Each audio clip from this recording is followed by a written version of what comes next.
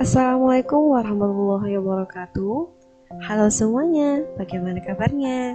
Semoga selalu dalam keadaan baik.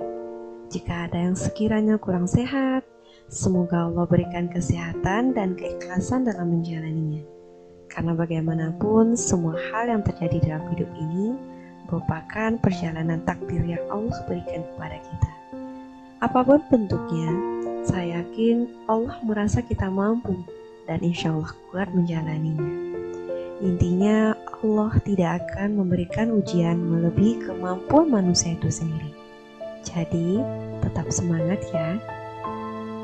Pada video kali ini, saya akan sharing terkait bagaimana mengelola keuangan dalam rumah tangga. Untuk pernyataan dulu, bahwa ini semua berdasarkan pengalaman pribadi yang telah saya jalani selama ini.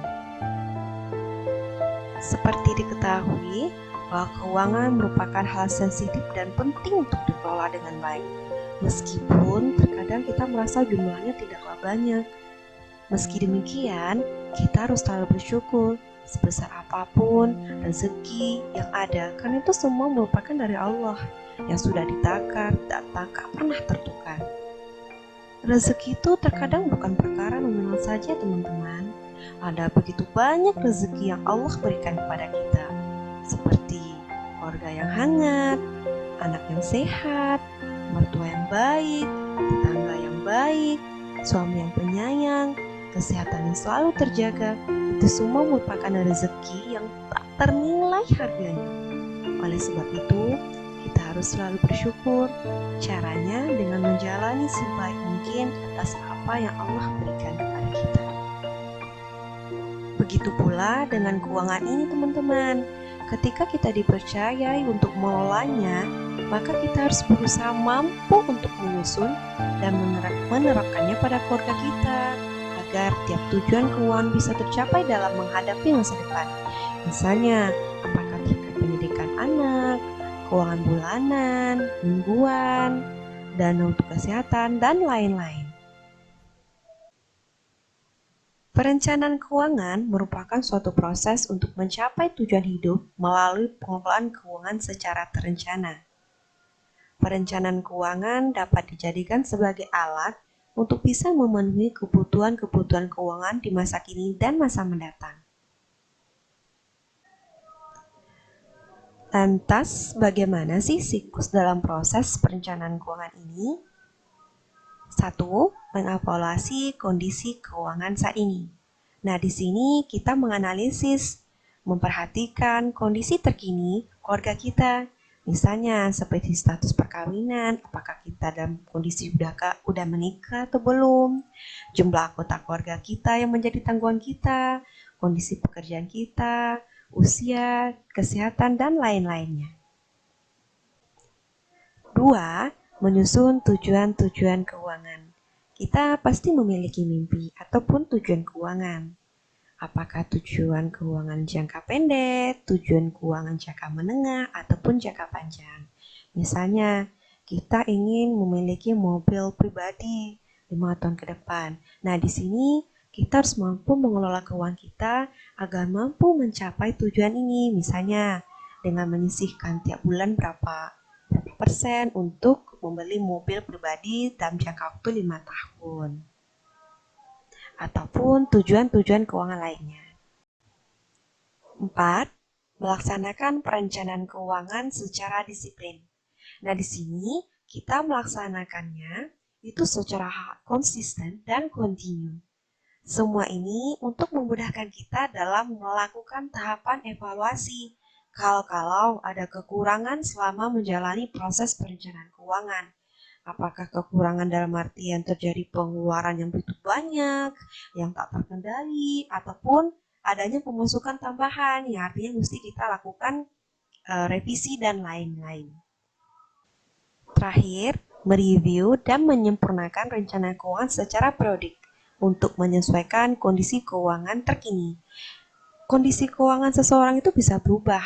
Misalnya, ada lahirnya anggota baru, mengalami sakit yang membutuhkan biaya yang sangat besar, terganggunya sumber penghasilan keluarga, ataupun terjadi peningkatan pendapatan yang secara signifikan. Nah, otomatis kita harus melakukan revisi terkait dengan pengelolaan keuangan kita. Siklus dari perencanaan keuangan.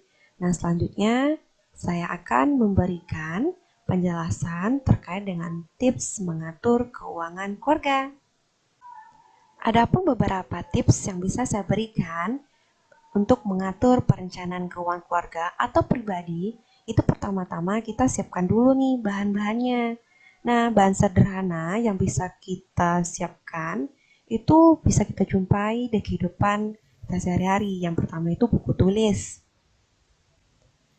Teman-teman semua bisa menggunakan buku tulis biasa. Tapi kalau sekiranya teman-teman memiliki dana lebih, bisa kok membeli buku tulis yang khusus perencanaan keuangan. Yang kita tahu itu udah banyak banget di marketplace. Alat berikutnya adalah dompet organizer. Nah, di sini dompet tersebut memiliki beberapa sekat yang berfungsi untuk membedakan tiap-tiap pos ataupun tiap-tiap pengeluaran. Nah, misalnya dalam 1 bulan itu kita kan pasti memiliki beberapa pengeluaran. Nah, di sini kita bisa membedakan pengeluaran-pengeluaran itu di dompet tersebut. Perlengkapan berikutnya adalah dompet kecil. Nah, fungsinya adalah untuk meletakkan nominal sesuai dengan rencana pengeluaran yang mau kita lakukan. Misalnya, kita mau belanja mingguan ini. Jadi kita keluarkan uang sesuai anggaran atau perencanaan yang telah kita kelola. Perlengkapan berikutnya yakni alat tulis.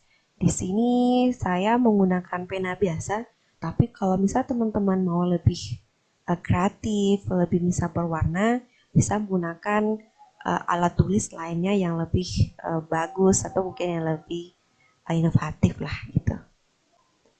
Alat tulis berikutnya saya juga menggunakan roll. Di sini lagi-lagi saya menggunakan roll biasa, roll kecil yang biasanya digunakan oleh anak sekolahan. Nah, itulah kira-kira perlengkapan yang saya gunakan untuk memulai proses perencanaan keuangan. Baiklah, tips kedua, mengatur perencanaan keuangan yakni membuat anggaran. Nah, di sini kita diharuskan untuk membuat anggaran pengeluaran apa saja yang akan kita lakukan selama 1 periode. Misalnya, mulai pengeluaran bulanan kita, mingguan, pembayaran wajib, ataupun pembayaran sekunder atau hal-hal lainnya yang mesti kita cantumkan dalam anggaran kita. Tips ketiga, selalu mencatat semua pemasukan dan pengeluaran. Di sini dianjurkan kita mencatat semua pengeluaran yang terjadi dalam keluarga kita atau pengeluaran pribadi yang telah kita lakukan selama 1 periode. Nah, kadang kita kan tidak mengetahui ya kemana saja uang yang telah dikeluarkan. Atau kadang kita merasa bahwa pendapatan kita ini banyak nih bulan ini, tapi kok selalu menipis, di akhir bulan itu nggak ada sisa. Nah, oleh karena itu penting bagi kita untuk mencatat pengeluaran agar kita tahu uang kita itu keluar kemana aja dan kita bisa mengevaluasi kira-kira kebocoran atau pembengkakan itu terjadi di bagian mana. Tips keempat yakni selalu bayar hutang ataupun cicilan tepat waktu. Nah, item ini merupakan bagian kewajiban yang mesti kita keluarkan ketika kita pertama kali mendapatkan pendapatan ataupun pemasukan. Tips kelima, mampu membedakan kebutuhan primer dan sekunder. Di sini kita harus mampu membedakan mana yang menjadi keinginan dan mana yang merupakan kebutuhan. Jangan sampai kita melakukan pengeluaran untuk satu barang yang nyata-nyata bisa digunakan untuk masa mendatang. Jadi bijaklah dalam melakukan pengelolaan keuangan. Tips ke-6, selalu sisihkan dana darurat.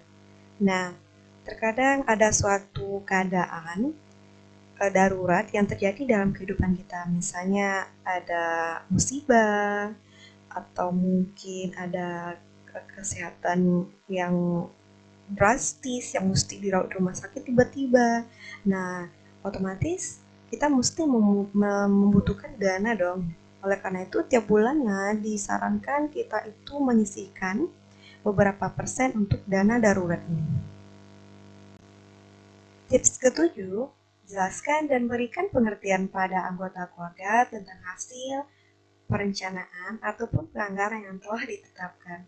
Jadi intinya jangan sampai anggota keluarga mengira bahwa kita itu boros dalam melakukan pengeluaran. Jadi ketika kita telah selesai mencatat atau menyusun anggaran, kita diskusikan dengan pasangan atau anggota keluarga kita. Jangan sampai ya, misalnya kita itu melakukan belanja bulanan, itu misalnya 600. Dan ketika kita belanja, rupanya anggota keluarga atau pasangan kita mengira kita itu boros banget. Nah, padahal kita belanja untuk 1 bulan ke depan, yang artinya tidak bakal ada lagi pengeluaran, itu aja untuk 1 bulan. Nah, intinya harus saling diskusi, harus saling satu frekuensi agar mencapai tujuan perencanaan keuangan ataupun anggaran yang telah ditetapkan. Nah, kira-kira itulah tahapan bagaimana mengelola keuangan keluarga bagian pertama. Ini bagian pengenalan. Nah, pada video selanjutnya saya akan menjabarkan terkait dengan bagaimana cara menyusun anggaran. Semoga ada manfaatnya. Mohon maaf atas semua khilaf ataupun kesalahan yang mungkin saya lakukan. Saya akhiri dan saya tutup. Assalamualaikum warahmatullahi wabarakatuh. Sampai jumpa kembali. Dadah.